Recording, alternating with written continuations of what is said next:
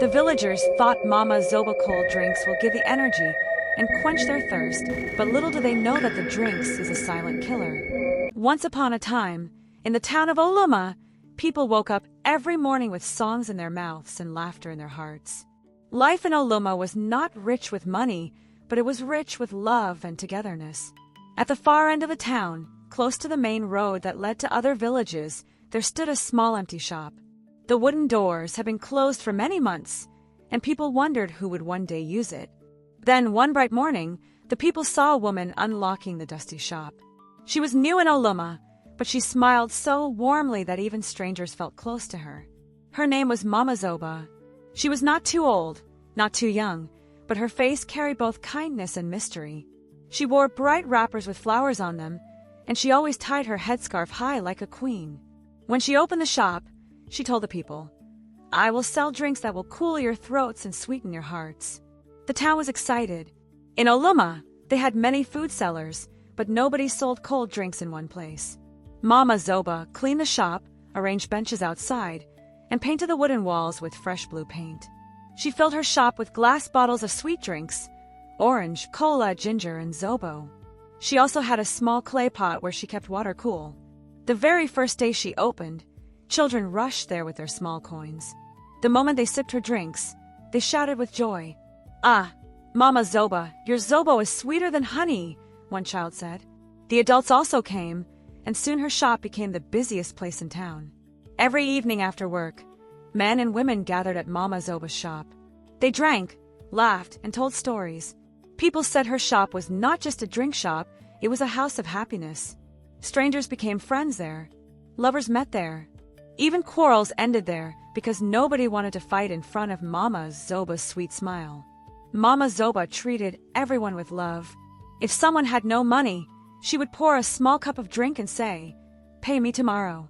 If a child was sad, she would give a child a free sweet and whisper, "Smile again, my dear." Everyone began to call her our Mother of Joy. The chief of Oluma himself visited her shop one day and said, "You have brought laughter to my people. May your shop never close." Mama Zoba bowed and thanked him. But behind Mama Zoba's bright smile, her eyes sometimes looked too sharp, as if they were hiding something. When the children ran around her shop, some of them whispered, "Her eyes are shining like fire at night." But the adults laughed at the children. "Don't say nonsense. Mama Zoba is the kindest woman here." One evening, during a small festival, Mama Zoba surprised the people. She brought out a big clay jar of a special red drink. She said, "Tonight, everyone will drink free." The crowd shouted with joy. They drank and danced till late night. From that day, people said her shop was blessed. But not everything was as sweet as it looked. Some people noticed strange things. A man once said that when he drank too much of Mama Zoba's red drink, he dreamed of snakes crawling around him at night. Another woman whispered that she saw Mama Zoba pouring something into the clay pot before opening the shop in the morning. "It was dark and shiny," she said. But maybe it was just her spice. Nobody wanted to believe these whispers because Mama Zoba had become too loved. To suspect her felt like suspecting the happiness of Oluma itself. Still, the whispers grew little by little. A goat once refused to drink water that spilled from Mama Zoba's jar. Children once saw a black bird sitting on her roof every evening, watching the shop. Some elders said it was only coincidence. Others said, "There is more to this woman than drinks." But when they saw how the people laughed and clapped at her shop, they kept quiet. One night, something happened that made the whispers grow louder. A young boy named Jigogo, who loved to drink cola at Mama Zoba's shop, did not return home after playing with his friends there. His mother searched all over town. At last, they found him sleeping under a tree, weak and shivering. When they asked him what happened, he said he drank too much of Mama Zoba's special red drink, and then he felt dizzy until his eyes closed. The mother cried and shouted that Mama Zoba's drink had harmed her son. But when Ugogo woke up the next morning, he was fine again, smiling as if nothing had happened. People told the mother not to worry. It was only the boy's small body, they said. Mama Zoba would never hurt anyone. The mother kept quiet, but her eyes never trusted the drink seller again. The days of joy continued, but hidden beneath the laughter, the roots of doubt began to grow. Mama Zoba still smiled, still poured drinks, still gave free sweets to children, but sometimes, in the dark corners of her shop, her eyes would flash like a shadow passing through light. The people of Oluma did not yet know it, but the sweetness they loved so much was slowly leading them into something bitter. The days in Oluma were still lively, but something was changing. People did not notice it quickly, because laughter has a way of covering danger. Mama Zoba's shop still gathered men and women every evening, and children still danced around her, but behind the smiles, tiny cracks were forming. It began with the taste. One evening, a young man named Obina bought a bottle of cola from Mama Zoba's shop. He took a sip and frowned. "Mama, this cola tastes strange today," he said. Mama Zoba laughed and told him, "Your tongue is tired, my son. Drink again, it will taste better." Obina drank again, and the sweetness covered his doubt. But when he went home that night, his stomach burned until morning. He told his mother, and she said, "Maybe it is the palm oil soup you ate, not the cola." So the matter ended there. Soon after, a woman named Ifeoma drank Mama Zoba's red zobo at a wedding party. Everyone praised the drink because it cooled their throats in the hot sun. But Ifeoma's own throat felt dry, and her eyes turned heavy. She fell asleep at the party, and people laughed, thinking she was just tired. When she woke, she swore she saw dark shapes moving around her bed, but when she screamed, nothing was there. The next day, she went back to Mama Zoba's shop and drank again, as if she could not resist. By the third week, more people started whispering. "These drinks are too sweet," one man said. "I keep dreaming of things I don't understand." A farmer complained, "Each time I drink from her shop, my body feels weak the next day." But when they tried to stop drinking, they found it hard. Their mouths longed for Mama Zoba's jars, and their feet carried them back to her shop every evening. The joy of the town was slowly turning into a strange hunger. Children were the first to notice something truly wrong. Ugogo, the boy who had once fainted, became quiet. He no longer played in the fields. His eyes always looked far away, as if he was listening to a voice no one else could hear. His friend Ada asked him, "Why don't you run with us anymore?" Ugogo whispered, "When I close my eyes, I see Mama Zoba's face. She is calling me, even when I am at home."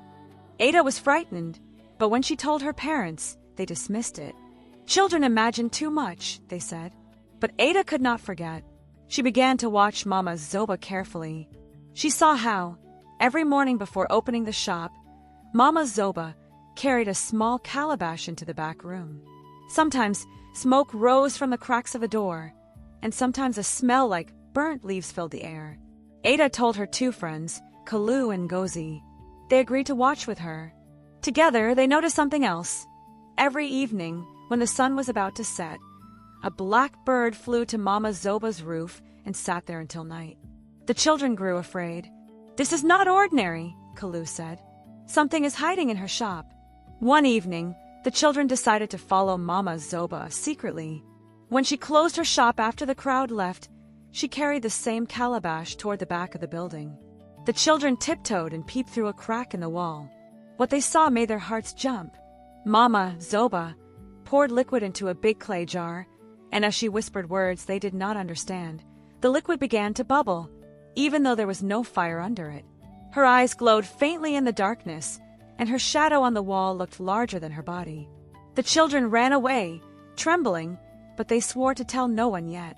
"If we speak, nobody will believe us," Gozi said. One night, something happened that could not be ignored. A young bridegroom named Ibuka bought 10 bottles of zobo from Mama Zoba for his wedding. The guests drank happily, and music filled the air. But by midnight, the laughter stopped. Many of the guests began to cough. Some fell to the ground, shivering. The drummers dropped their sticks, and women screamed. The wedding turned into confusion. People carried the sick ones home, and by morning, 3 men were dead. The town shook with fear. For the first time, people began to openly accuse Mama Zoba. "Her drinks killed our brothers," they cried. Mama Zoba came out, her eyes red with fake tears. She shouted, "How can you say that? I am your mother of joy. My drinks have never killed anyone. It must be the food they ate, not my zobo." Some believed her, but many no longer felt safe. They whispered to each other, "We have been drinking death with our own mouths." The chief of Oluma called a meeting in the village square. Everyone gathered, and the air was heavy with anger. Some wanted to close Mama Zoba's shop forever. Others said, "Let us not be too quick. Maybe it was bad water from the stream." Mama Zoba stood before them, calm as ever, her headscarf high, her smile gentle. "My people," she said, "you know I love you. If my drinks have caused harm, let me drink first." She raised a cup of her own red drink and swallowed it before their eyes. Nothing happened to her. The people gasped. "See, she drinks it herself," they murmured. Doubt filled the air again, and the meeting ended without decision. Mama Zoba's shop remained open. But the children, Ada, Kalu, and Ngozi, knew the truth was deeper. They decided to be brave. One afternoon, when Mama Zoba went to the market, they sneaked into her shop. They pushed open the back door, where the smoke always came out. What they saw froze them. Inside the room was a giant jar filled with dark liquid. Around it, chalk drawings covered the floor, and strange bones lay on a mat. A faint humming sound came from the jar itself, like a living thing was inside. The children's legs shook. Ada whispered, "This is not drink. This is evil." Just then, a shadow passed the window. The children ran out before Mama Zoba could catch them. That night, they could not sleep. They felt torn. Should they tell the chief? Should they warn the town? But they remembered how nobody believed Chaik's story and how Mama Zoba tricked everyone at the meeting. Still, they knew something worse was coming. The drinks were no longer a gift of joy, they were a trap. And so, while Oluma still pretended to laugh, the shadow in the glass grew stronger. One night, as the moon lit the sky, Mama Zoba closed her shop later than usual.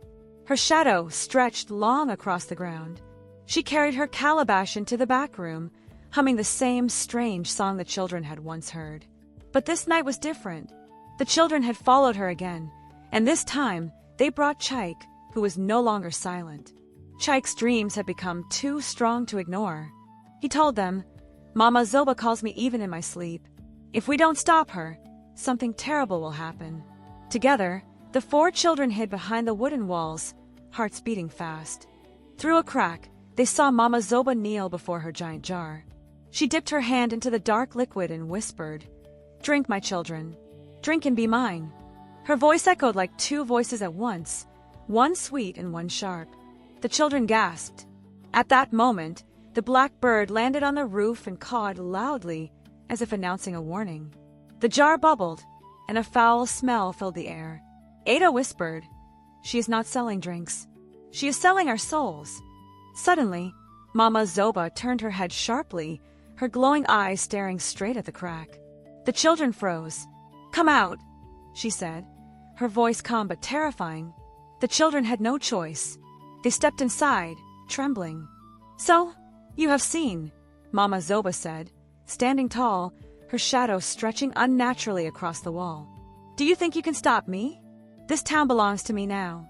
They love me too much to believe you." Ugogo, with courage he did not know he had, shouted, "You are lying to everyone. You are killing them slowly." Mama Zoba smiled, showing teeth too sharp for a human. "Killing?" she asked softly. "No, I am feeding. Their laughter gives me strength. Their trust makes me powerful. Without me, Oluma will be empty." She raised her hand, and the jar bubbled louder. The children felt dizzy, as if the liquid was pulling their breath away. They staggered back, but Ada clenched her fists and screamed, "We will not drink anymore. We will tell everyone the truth." The next morning, the children ran to the village square and shouted all they had seen. At first, people laughed, thinking it was another tale. But as the children spoke with tears in their eyes, the chief grew uneasy. He decided to summon Mama Zoba before the elders. When she arrived, her face was calm, her wrapper neat, her headscarf shining. She looked like the same kind woman they all loved. The chief said, "These children accuse you of evil. What do you say?" Mama Zoba turned to the crowd, her voice soft like honey. "My children," she said, "you have known me. I have fed you. I have given you drink. I have wiped your tears. Will you now listen to children's foolish tales against me?" Many nodded in agreement. Some even shouted at the children to be quiet. But then Ugogo spoke again. His voice shook, but his words carried weight. "If you trust her, then drink from her secret jar. Let her pour it here before everyone." The crowd went silent. For the first time, Mama Zoba's smile flickered. She hesitated. Her hands trembled. People saw it. Whispers spread like fire. "Why is she afraid? Why does she not agree?" The chief stood, his voice firm. "Mama Zoba, if your heart is clean, bring the jar." That evening, all of Oluma gathered in the square. Mama Zoba's jar was placed in the center. The liquid inside bubbled faintly, though no one touched it. The smell was sharp, biting at their noses. The chief ordered her, "Drink first." Mama Zoba's eyes flashed with anger. She looked around, and for the first time, the mask of kindness broke. Her face twisted, her teeth sharp, her voice deep. "Fools!" she screamed. "Did you think joy comes free? I gave you laughter, but you gave me your trust. And with your trust I fed. You were mine all along." The crowd screamed in fear. Some ran, others fell to their knees. Children cried. The black bird circled above, cawing. Mama Zoba raised her hands, and the jar shook violently. But before she could act, Ada shouted with all her strength, "We refuse you. We refuse your drink." The people, remembering their pains, their sickness, their dead, began to shout too. "We refuse. We refuse." Their voices grew louder, breaking the spell. The jar cracked, spilling its dark liquid on the ground. Smoke rose and the earth shook. Mama Zoba screamed, her body twisting like fire. "You will regret this," she cried. Her shadow rose tall, then shattered like glass. When the smoke cleared, Mama Zoba was gone. Only her headscarf lay on the ground, blackened. The jar was broken, and the bird had disappeared. The people of Oluma stood in silence. Their joy was gone. Their laughter was gone. They realized they had been drinking lies, and their trust had been betrayed. Some wept for the dead, others wept for themselves. The children stood together, holding hands, their faces pale but strong. They had saved the town, but the happiness that once filled Oluma never returned the same way again. From that day, the people looked at each other with doubt. Even when someone offered water, they asked, "What is inside this drink?" The trust of Oluma had died with Mama Zoba's betrayal. Not all that glitters is gold. Just because something looks sweet does not mean it is safe. Blind trust can be dangerous. Even the kindest smile may hide darkness. Children's voices matter. Sometimes, truth comes from the smallest mouths. Greed for pleasure can blind us. The people love the drinks so much that they ignored the signs. True happiness does not come from what we consume, but from what we build with honesty and love. How many times do we trust too quickly, simply because something feels good? How often do we ignore small warnings, only to pay a bigger price later? If Oluma had listened earlier, how many lives would have been saved? In our own lives, who are the Mama Zobas that appear sweet but hide bitter intentions? The story of Oluma teaches us that joy without truth is dangerous. It is better to drink plain water in honesty than sweet poison in deceit. And so, the town that once laughed together ended in sadness and mistrust, carrying forever the memory of the evil drink seller.